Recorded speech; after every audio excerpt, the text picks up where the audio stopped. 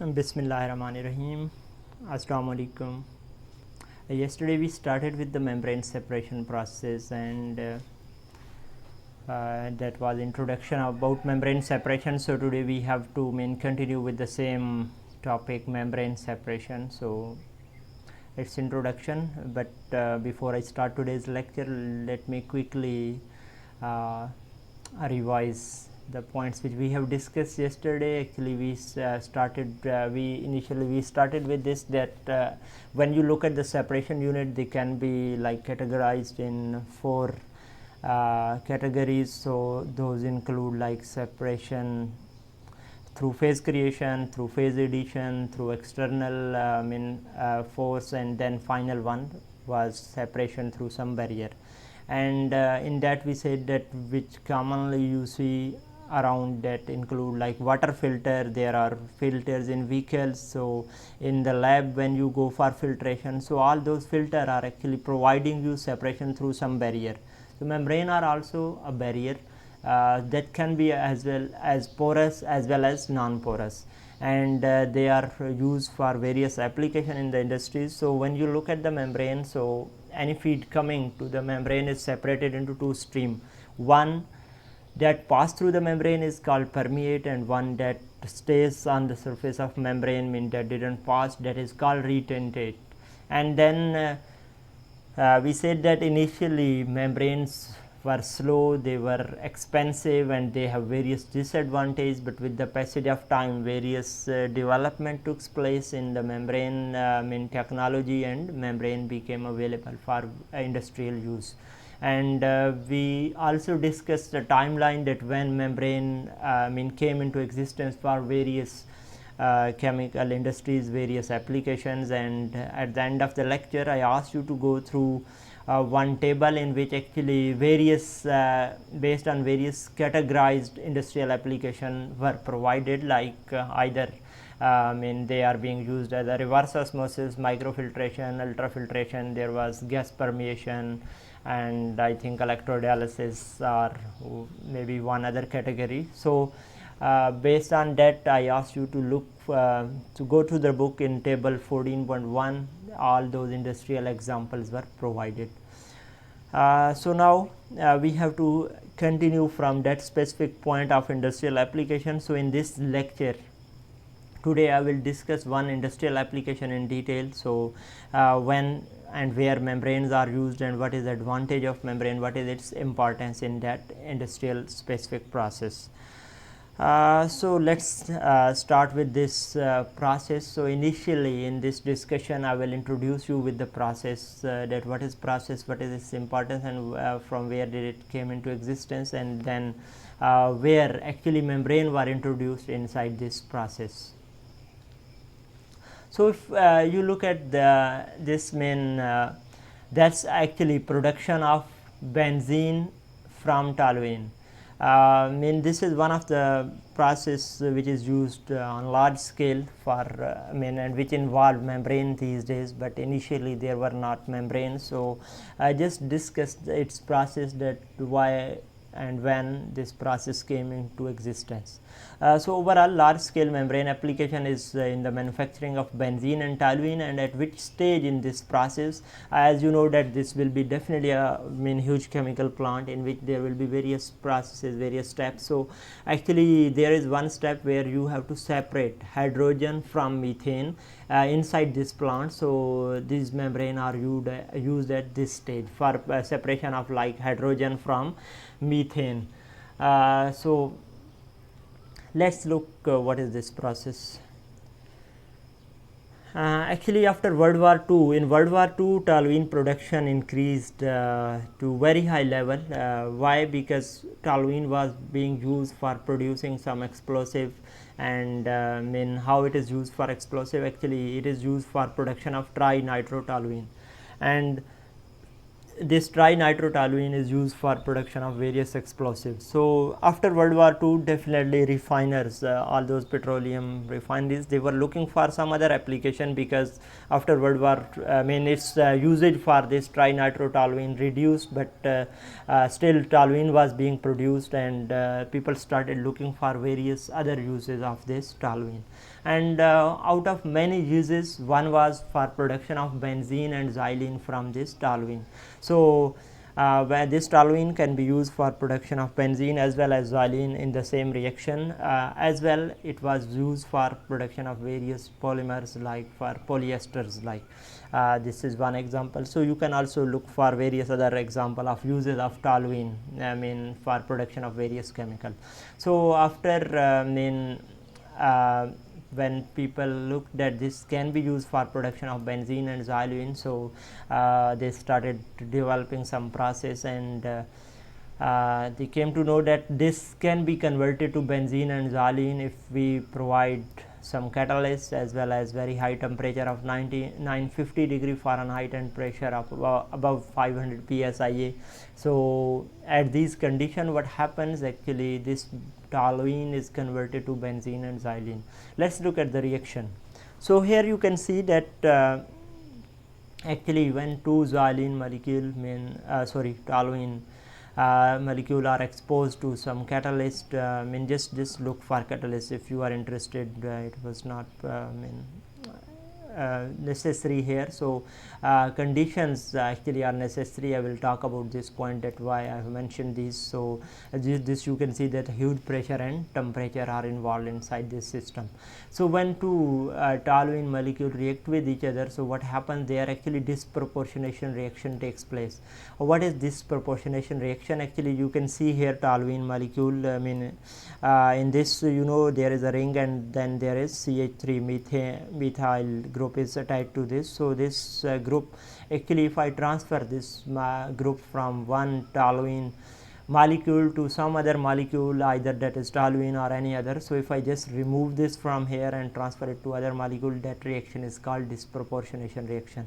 So if I go for disproportionation, I am removing this methyl group, so what is left is, actually you can see here benzene ring is left. So we can get benzene, and that one methyl group which is detached from here, that can be connected or that can be attached to other same toluene molecule, because there are two molecule out of those. From one, this is leaving and it is attached to the other molecule, so we are getting benzene at the same time, as well as there will be xylene. So where he has mentioned like xylene, at one random point, xylene has 3 isomers. So based on the position of this methyl group, that can be named as ortho, meta or para xylene.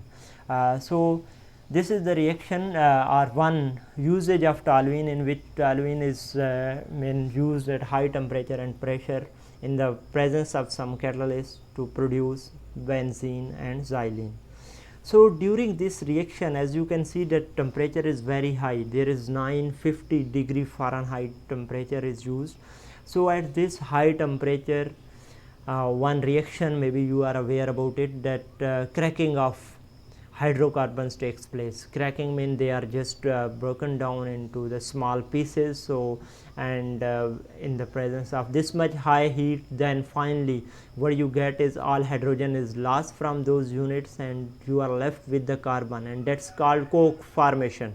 Actually in this process, at this high temperature, coke formation takes place. And when coke formation takes place, what is disadvantage? Actually when your molecule is broken down into carbon and hydrogen, so it is like loss of your material, that is feed, as well as some product can also be converted, like this paraxylene, as well as benzene, as well as toluene. All these three actually are exposed to this cracking reaction. So due to this, they are lost, maybe your product is lost. At the same time, this coke or carbon which is released due to this reaction, that also is deposited on the surface of catalyst. So when catalyst surface is covered with this carbon, so those active sites of the catalyst will not be available for the reaction, and when they are not available, definitely reaction will become slow. There will be less production of benzene and paraxylene or other xylene isomer. So actually here the problem is like due to this carbon deposition, your product is formed in less amount. So we have to avoid this reaction, cracking reaction, and in order to avoid that coke formation, cracking reaction, what they do, they bring in hydrogen.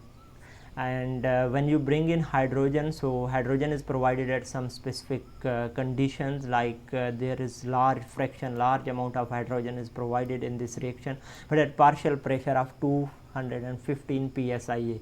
I mean, if you look at the overall process pressure, so out of that hydrogen should have sufficiently high pressure, 215. You know that overall here the pressure is like, I think, 500 psi as he mentioned, so hydrogen is like 215 psi partial pressure of hydrogen inside system. So that's huge amount of hydrogen, and when you are providing this amount of hydrogen, that actually suppress this reaction of coke formation and fouling of catalyst or blocking of catalyst active sites, and this will help us to increase our production of benzene and xylene. But you know what happens as hydrogen comes inside system? So definitely hydrogen will not stay like just there, it will pass through. So it starts also reaction. Overall this is reaction in which there is no usage of hydrogen. Initially this was the reaction, but we brought in hydrogen to suppress some this cracking reaction, but that hydrogen starts some reaction. Actually hydrogen start reaction with this toluene, and it goes through hydrodealkylation reaction, and this produce benzene and methane inside the system.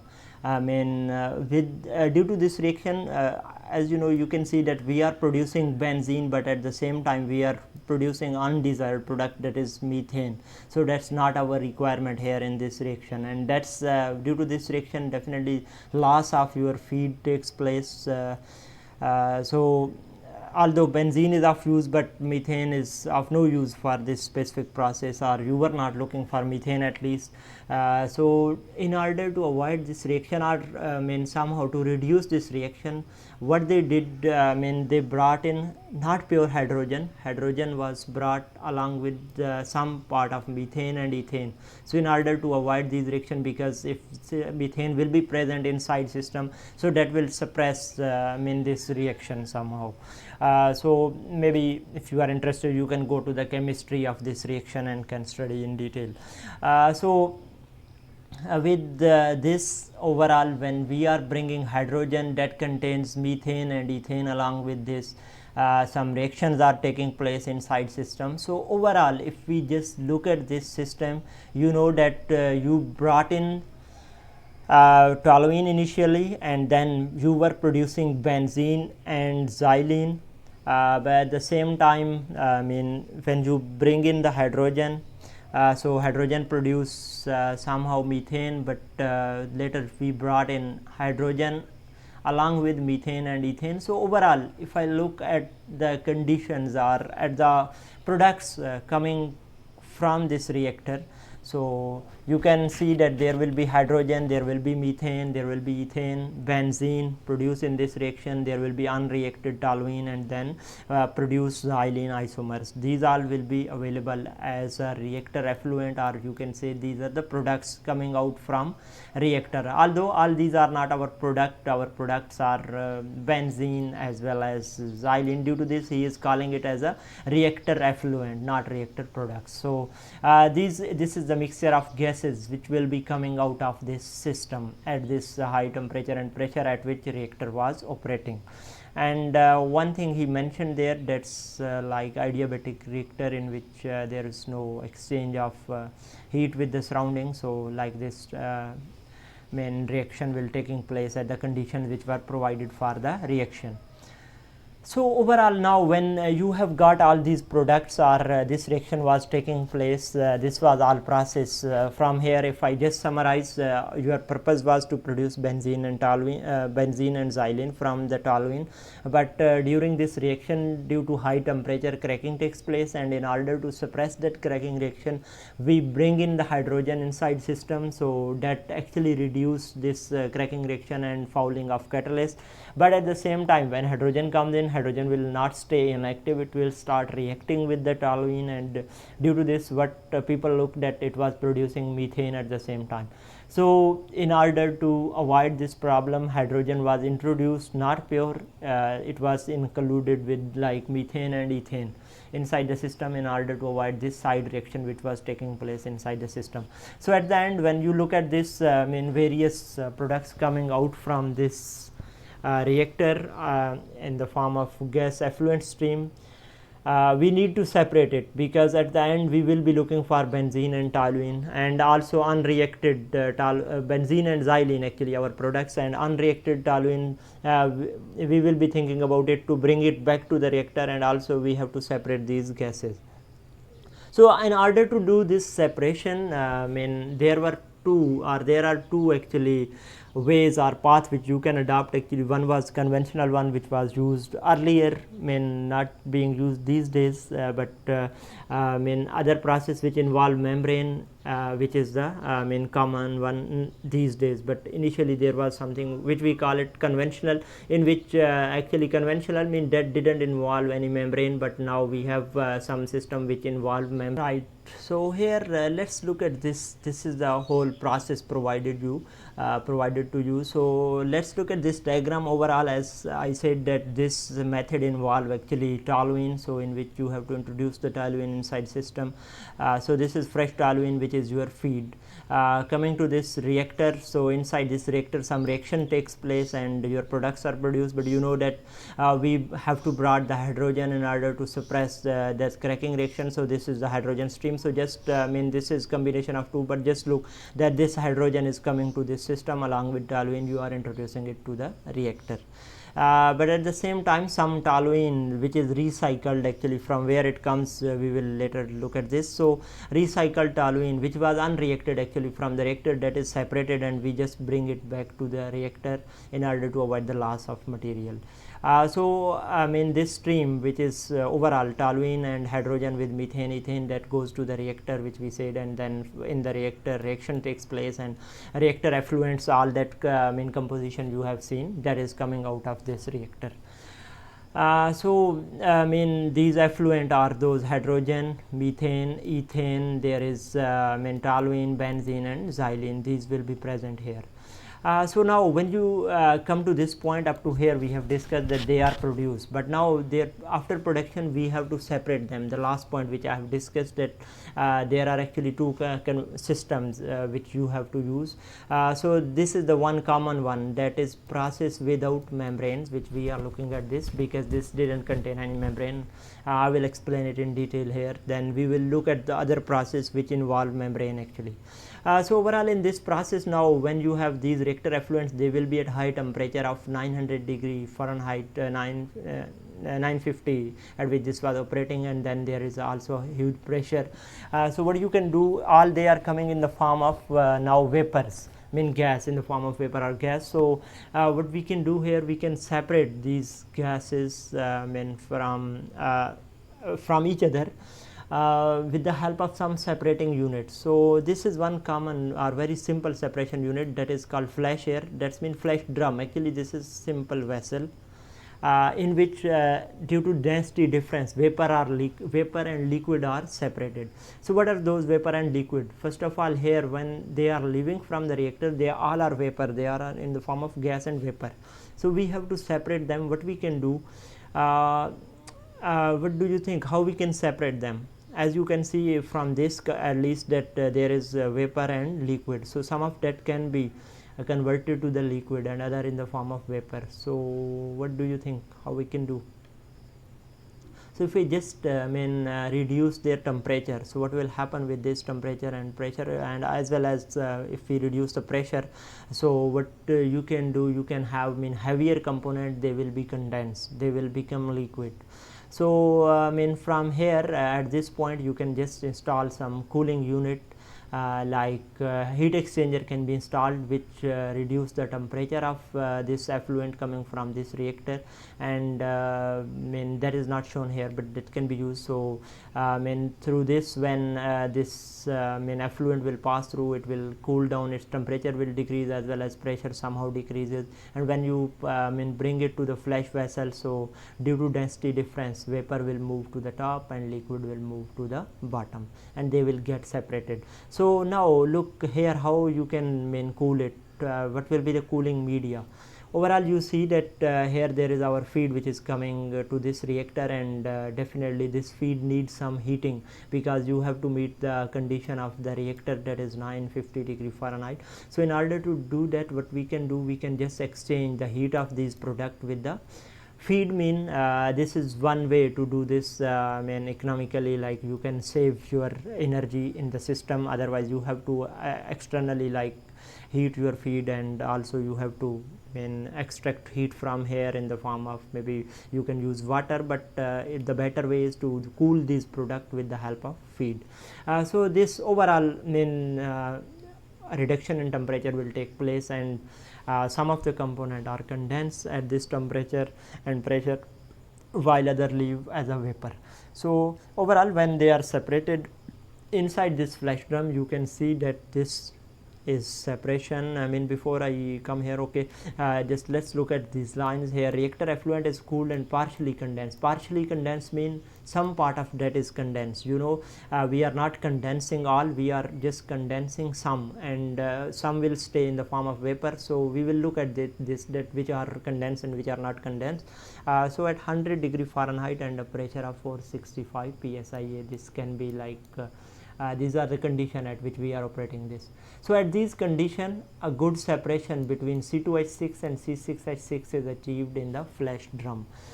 He has mentioned only two chemicals, as I have talked about this, that we have more than two, where there are 6-7 present inside system. But here he has actually provided us one light key and one heavy key. In the start of this semester, when we were talking about introduction to separation process, in the start first chapter, so there we have talked about this, that there is something called heavy key and lighter key. Actually a lighter key, or sorry, light key, that is one component which we consider that is light, and all those components lighter than this component will be considered or will go to the vapor side. Suppose this is light one, I consider it, suppose if it go to the vapor, so all other which are lighter than this will go to the that stream, that is in the stream in which this component is going. Suppose we just consider that this is ethane and it goes to the vapor side, we just don't condense it. So all those which are lighter than this, definitely they will also be staying in the form of vapor. So here in this system, your system, actually it will contain hydrogen as well as methane and ethane, because this we have considered that this is the light key, and all lighter than this will go to the same stream of vapor. And on the other hand, you can see that that is a heavy key, and that is your benzene. So toluene, there is toluene in the system as well as xylene, so they are heavier than this, so they will be staying inside the liquid. So this is our heavy key, and all components which are heavier than this heavy key, they will be going to this stream of liquid, flash liquid. So they are aromatics, and they are a combination of like benzene, toluene and xylene, they will be present inside this system. So this is the overall process up to here, that this separation takes place. Now you will be thinking about this, that like this aromatic, that is again mixture, definitely you will go to some other separation unit, like either benzene, this separation of benzene and xylene we are looking for, as well as we are looking for like separation of toluene. So that can be so overall you will be thinking that these aromatic chemical, that's mixture of benzene, toluene and xylene, that can be separated like either in distillation or absorption, liquid extraction. Anyways, at the end you get separated your recycled toluene, and then you recycle it after separation of toluene. So this separation takes place and you get your product like benzene, paraxylene, and as well you will get toluene separated, that will come to the reactor. But the major point here, which is like flash vapor, that this is one mixture. So what we can do here, as you know that we have to introduce the hydrogen to the system in order to avoid this coke formation reaction. So what you can do, just consider for 1 minute like there is no part, this stream is missing here. So what you can do, you can bring all this stuff, hydrogen, methane and ethane, back to the reactor. So here you can see that I mean this is recycled hydrogen stream we just consider for a minute, and there is makeup hydrogen that's taking place overall. Mean makeup hydrogen, why we are bringing makeup, because some of the hydrogen we just consider, for example, that there is no purge, all hydrogen which went out of reactor is coming back, but you know that inside reactor there is somehow usage of hydrogen in the side reaction, so we have to bring some in order to, you can see that in order to meet that partial pressure of hydrogen, actually we have to give this makeup hydrogen. Makeup hydrogen mean that hydrogen is used to make up the deficiency, because some hydrogen which is used inside reactor, so that will not be available here. So in order to meet the partial pressure of the hydrogen which he has mentioned, so in order to meet that condition, so you have to introduce some fresh hydrogen from here. So overall, but in this system what will happen, as I asked you to just suppose that we are not purging anything. Purge mean anything which is just leaving from this system as a gas stream in order to avoid the build up. How it builds up, suppose we are not purging anything, so what will happen, this hydrogen, methane and ethane will be part of this stream.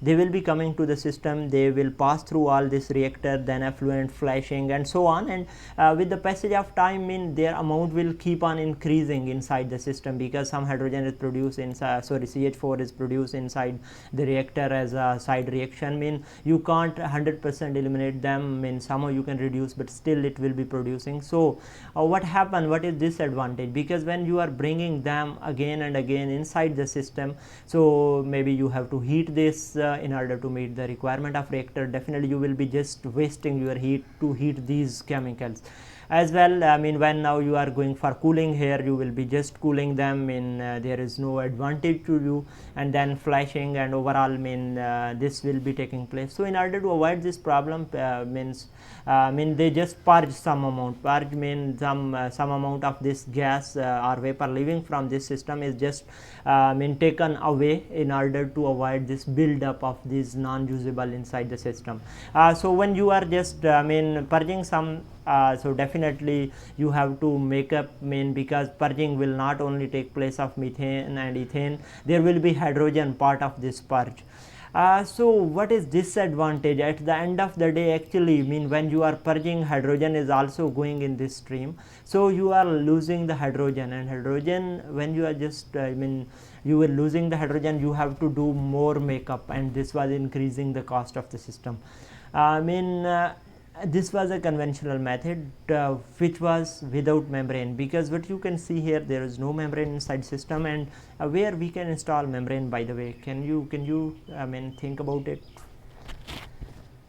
This point where you are just separating our flash vapor, they contain majorly hydrogen and methane, and some part of ethane is there. So if we just install some separating unit here at this point, after flash vapor are separated from flash tank, you just bring it to like some separation unit, and that actually if that separation unit can separate hydrogen and methane and ethane, actually your purpose is to separate hydrogen from these two other chemicals, so that will be beneficial for us. So all other techniques before membranes, they were not good for this, like distillation, absorption, stripping, like as well as there is LLE or other techniques, they were not good for this separation. Just if you are interested, just look for this, that why hydrogen and CH4 separation is difficult using all other techniques which you know without membranes actually.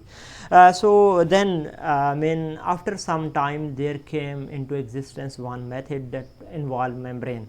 Overall this diagram is similar as we have discussed previously at actually only one point. When flash vapor are leaving the system, flash vessel, you can have some separating unit here.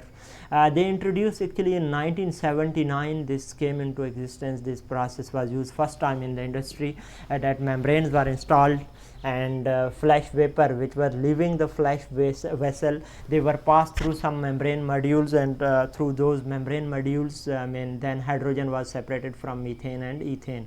Let's quickly look at this system. Overall this system is same, like you are bringing fresh toluene and you are mixing it with the hydrogen stream. as well there is some recycled toluene, and they enter to the reactor conditions are same, which we have already talked about, in 950 degree Fahrenheit and 500 psi pressure. Inside the reactor, your main reaction of toluene conversion to benzene as well as xylene takes place, and some side reaction takes place, and your reactor effluent, that's also the main same stuff which you know there will be hydrogen, methane, ethane, benzene, toluene and xylene, and then as we said, you have to reduce the temperature, you have to cool them down, and overall flashing takes place inside this vessel, their separation takes place. So flash vapor composition is same as in the last slide, that is hydrogen, methane and some amount of ethane. Majorly there are hydrogen and methane, and there is some amount of ethane, but as well as you will have some other lighter, they will also be heavier.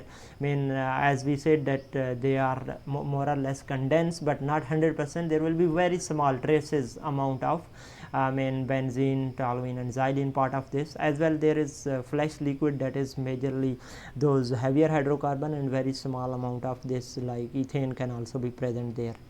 Then these S02, S05, S24, S08, these are the stream numbers. Actually in next slide you are provided with the material balance of each stream, that what is composition of each stream. We will look at few of those, like here S02, you know this is pure toluene, so there should be pure toluene, its flow rate actually is given.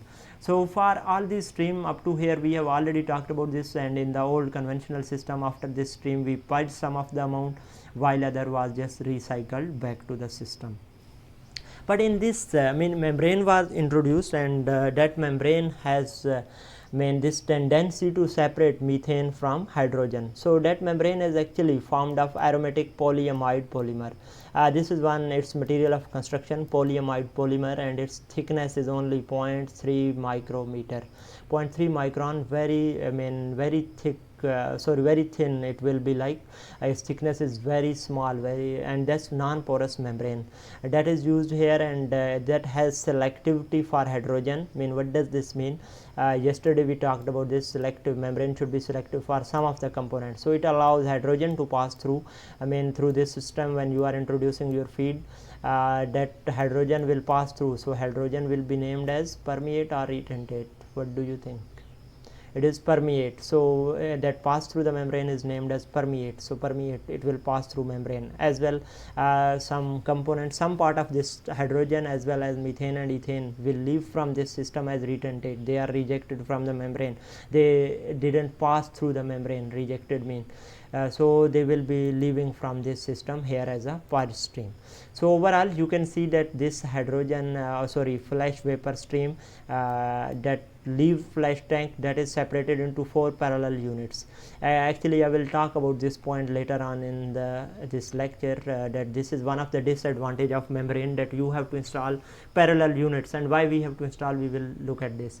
So overall these 4 parallel units, we are providing flash vapor of same composition to them, and overall here separation will take place, and you will get hydrogen as a permeate, and all other leave as a retentate.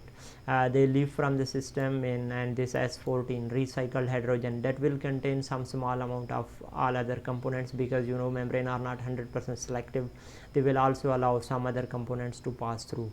But one thing here I want to tell you is this, you can see this is 0.3 micrometer. Can you imagine? That's 10 to the power minus 6, 0.3 into 10 to the minus 6 meter, and just look for this in maybe even centimeter or millimeter, or overall this is very thin membrane. So can it extend with very high pressure?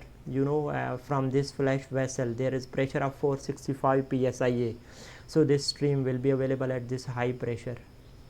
So can you imagine that this very thin sheet will bear this pressure? No.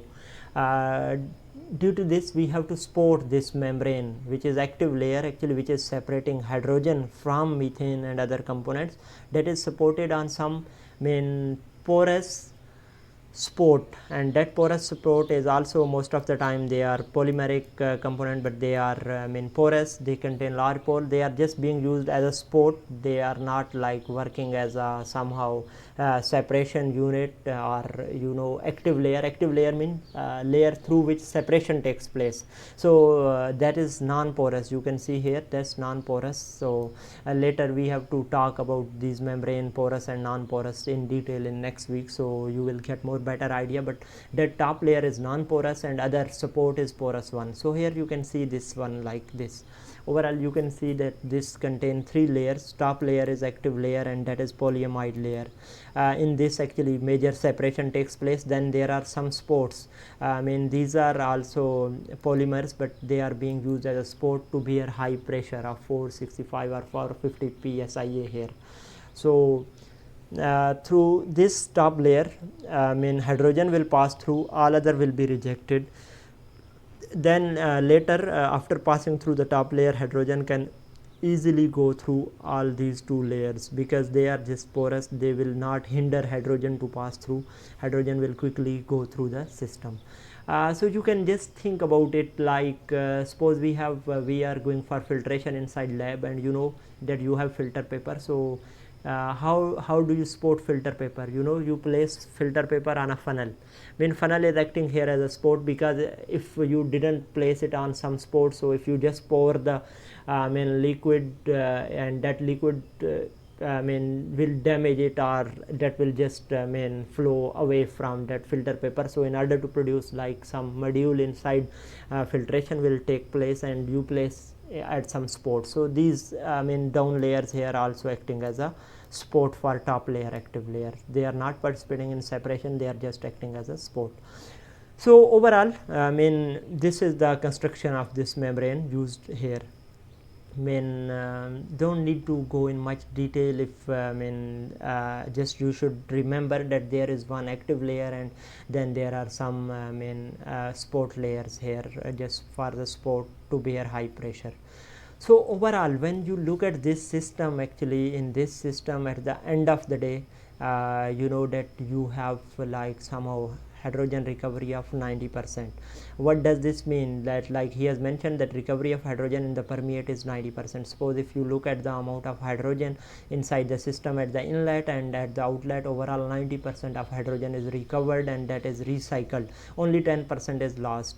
Maybe you will be thinking that this is still huge loss of 10%, but if you compare it to the purge system and the old system when there was no membrane, so this was very much as compared to this, that was high. So with the help of this membrane system, definitely we are recovering more hydrogen along with small amount of methane, and that is recycled. So this will save actually the cost of makeup, as well as you know that in the purge system when you were releasing the hydrogen, but same time you were also spending on the heating and cooling and compressing of gases, methane and ethane present inside the system. So when you compare all these advantages, definitely this system is more effective as compared to the old system. And that's one example of industrial use of membrane in which you are using the membranes. So that's all about this system, this one industrial example in which how membrane is being used and how it is advantageous for us. So based on this you can see overall, yes, as I talked to you, that there are these are streams. Suppose if you remember S02 was ethane toluene entering to the system, so you know this S02. So S02 here you can see that its composition is overall toluene, that is 1069.4, and its unit is pound mole per hour. So its flow rate is given in the pound mole, and its total overall like at the end of each stream total is given, because this is only one component, so its composition is given here. And S14, you remember that S14 is like this hydrogen which is recycled to the system. So its composition, if we look at this S14, this is here given here, like it contains only hydrogen and methane. As well, you can look at the other. Suppose if you are interested, like S8, which is leaving the reactor, so its composition, you know that all were present in this stream. So overall you can see their amounts are given here, I mean, in all these streams. So this is all about this system, in which your purpose was produce benzene and xylene from toluene, but you introduce hydrogen, and then later you have to there was a need to separate hydrogen from methane. So if you remember the point where from where I started this lecture, that mean inside production of inside this plant in which production of benzene takes place from toluene, there is some point where you have to separate hydrogen from your methane. So this is the point where you are separating hydrogen from the methane, and that's helpful for us. That is improving the efficiency, or overall I should say production of this process, as well as that's helping us to save the money.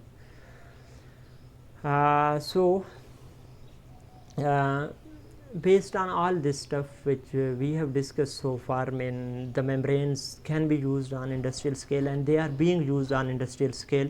Actually, with the passage of time, there are few advantages of membrane, because if you remember yesterday I told you that membrane were suffering with various problem, that was high cost as well as their low selectivity for some specific component, and some other as compared to other separation techniques. But with the passage of time, membrane material have become more efficient. They can give good selectivity, as well as their module. This module the way in which they are arranged or they are used.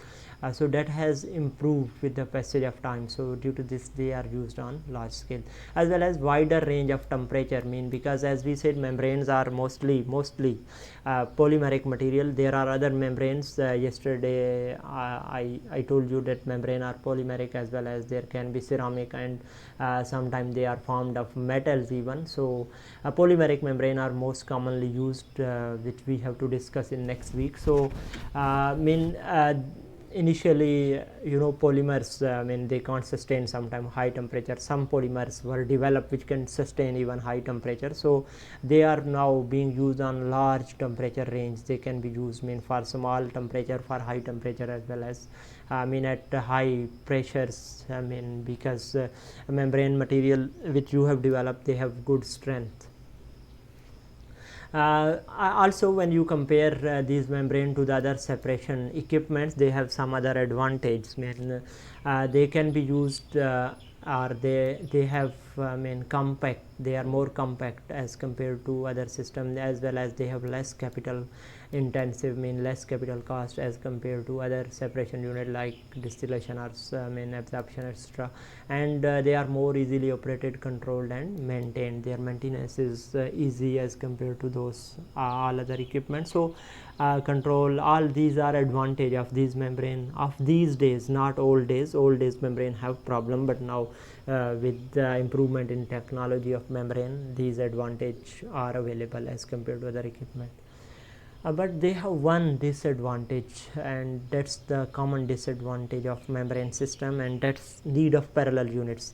As I told you that we are using 4 parallel units inside the system which we have discussed just now. So why we were using those parallel units? You know that when we go for parallel units, definitely when you have to handle large capacity. So actually these membrane have some disadvantage as compared to other systems. Suppose if you look at distillation unit, absorption unit, LLE, so you can have one large equipment with various stages even inside that, but you don't go like for various parallel units. Large capacities can even be handled inside small systems.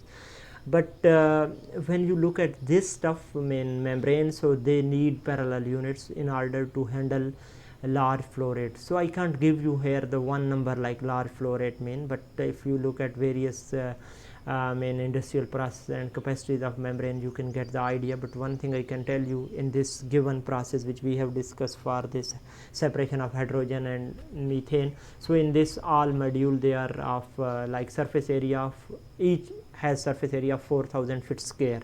So I mean overall you know that here it will be like 16,000 feet square surface area will be needed I mean for this separation. So this depends actually on the flow rates of the system in that define actually capacity of the plant. So if plant has a high capacity, so definitely maybe you are using membrane, so you have to use more than one unit. So this is one disadvantage. So other all they are advantageous as compared to some separation, but they can't be definitely used for all separation. So because membrane should be selective for the separation which you are looking for, but still they have many application these days, as I asked you to already go through the table 14.1 in the book. If you still didn't read it, just kindly go through that. I mean this is edition 4 of Cedar and Henley, and chapter 14 we are discussing these days. So just go through that table, and from that you can get the idea that these membrane are being used on wide scales in many industries. So this was all about the introduction of membrane. Up to here I'm just closing this lecture. Actually next topic is about membrane material, and that's due topic. We have to start with that in next week inshallah. So till now we have gone through the introduction, you know, basic terminologies of the membrane, and also now you are aware about the importance of membrane, that how advantageous they are and how they are being used, or where they can be used for separation inside in various industries. But here we have talked about one example. Thank you so much. So just go through this lecture, and if you have any question, just drop me an email or text. Thank you.